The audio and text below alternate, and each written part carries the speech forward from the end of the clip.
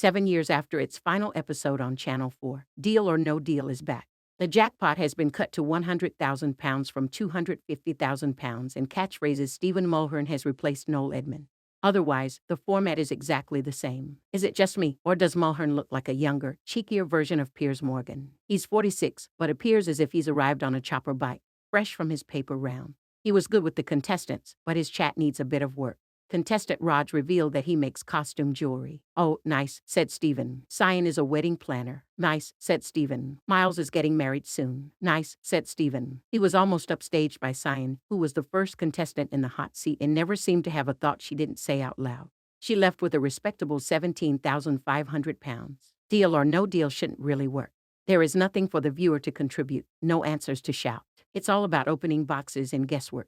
To refresh your memory, 22 contestants have a box each. Inside each box is a token representing anything from 1p to £100,000. When it's their turn to be the main contestant, a player can win the amount in their own box and can ask to see inside some of the other boxes. Low figures are cheered, high amounts greeted with a groan. Every so often a mysterious figure called the banker rings in to offer a cash figure with the words, "Deal or no deal." The contestant in the hot seat then has to guess whether the offer is higher than the amount in their own box. Sounds a bit dull, doesn't it? Yet when contestant Darrell opened his box to reveal 1p, I found myself gasping with relief.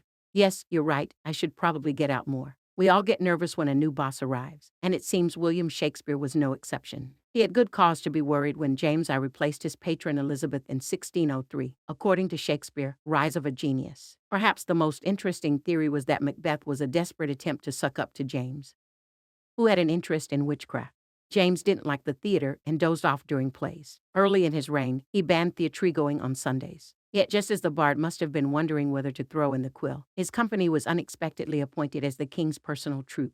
That was lucky for us. If he'd retired to Stratford, we'd have missed out on Othello, King Lear, Macbeth, and The Tempest. This final part of 3 episodes also answered the question that every writer faces. Tell us, Mr. Shakespeare, where do you get your ideas from? Very little is really known about the world's greatest playwright, but a distant relationship with his family.